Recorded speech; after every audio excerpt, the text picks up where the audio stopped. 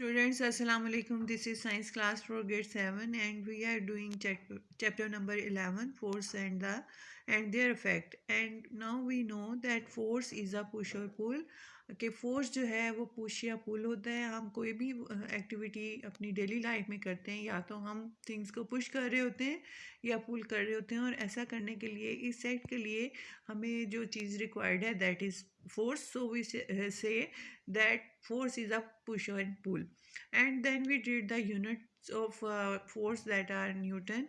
uh, then we also did that force also has direction, कि force की direction भी होती है। जैसे उसकी कल हमने एक एग्जांपल की एक्सप्लेनेशन की थी कि पैराशूटिस्ट जो है जब वो जंप करता है तो एक तो फोर्स ऑफ ग्रेविटी उसको अपनी तरफ खींच रही होती है, और दूसरे जो है ए रेजिस्टेंस जिसकी डायरेक्शन अपवर्ड होती है, ये उसको ऊपर की तरफ लेके जाती है। तो force acting on a parachute weight, gravitational force acting downward, and the air resistance frictional force, उसे हम फ्रिक्शनल फोर्स कहते हैं, acting upward in the opposite directions of the moon. इस एग्जाम्पल से हमें ये पता चला कि एक ऑब्जेक्ट पे जो है एक या एक से ज़्यादा फोर्स भी एक्ट कर रही है। अब हमने उसकी कैलकुलेशन करनी है कि हम कैलकुलेट करेंगे कि अगर फोर्स जो है एक्ट करती है एक ही डायरेक्शन में, सेम डायरेक्शन में, दो या दो से ज़्यादा फोर्सेस अगर एक्ट करती हैं, तो the resultant force is the sum of each individual force. तो जो रिजल्टेंट फोर्स है वो दोनों फोर्सेस को जमा करके ऐड करके जो आएगा वो इंडिविजुअल फोर्सेस को हम ऐड करेंगे, वो रिजल्टेंट फोर्स होगी, and acting in the same direction as the individual forces, और वो उसकी डायरेक्शन वही होगी जिसमें इंडिविजुअल फोर्सेस एक्ट कर रही हैं। आप ये देखें जैसे 50 न्यूटन और 30 newton, red arrow blue arrow, both are forces are acting in the same direction. तो इसका मैग्नीट्यूड क्या होगा, 50 प्लस 30, और इससे जो है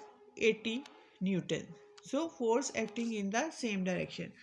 सेकेंड केस में क्या है कि if the forces are unequal in size, जैसे ये 50 न्यूटन है और 30 न्यूटन है, एंड ऑपोजिट इन डायरेक्शन, तो और डायरेक्शन भी ऑपोजिट है। आप देख सकते हैं कि 50 न्यूटन का एरो हेड फ्रंट में फॉरवर्ड डायरेक्शन में है, और 30 न्यूटन की जो फोर्स है उसका रिवर्स या बैकवर्ड डायरेक्शन में है। सो द साइज और resultant force will be the difference between the two forces. तो रिजल्टेंट फोर्स क्या होगी कि इनका डिफरेंस, के 50 में से 30 को माइनस कर देंगे, और डायरेक्शन कौन सी होगी, जिस डायरेक्शन की तरफ लार्जर फोर्स है, यानी 50 न्यूटन। तो दोनों का डिफरेंस 20 न्यूटन आ गया, और डायरेक्शन कौन सी होगी, towards the direction of the larger force. Then the third case comes कि अगर जो है if the force acting on object are equal in size but opposite in direction. पहले हमने क्या किया कि अनइक्वल यानी डिफरेंट थी, और ऑपोजिट इन डायरेक्शन, अब ये इक्वल है, और क्या करिए कि ऑपोजिट इन डायरेक्शन है दो, तो जो दो फोर्सेस हैं वो कैंसिल कर देंगी ईच अदर को, दोनों को, sorry, and the resultant force is zero. और रिजल्टेंट फोर्स क्या होगी, ज़ीरो, कोई फोर्स नहीं होगी। The forces are balanced and the object remains stationary, यानी वो अपनी जगह पे खड़ा रहेगा, स्टेशनरी रहेगा। So here are these are all the examples of how we can get the resultant force if two or more forces are acting in same direction or in opposite direction, or unequal forces acting on the different directions.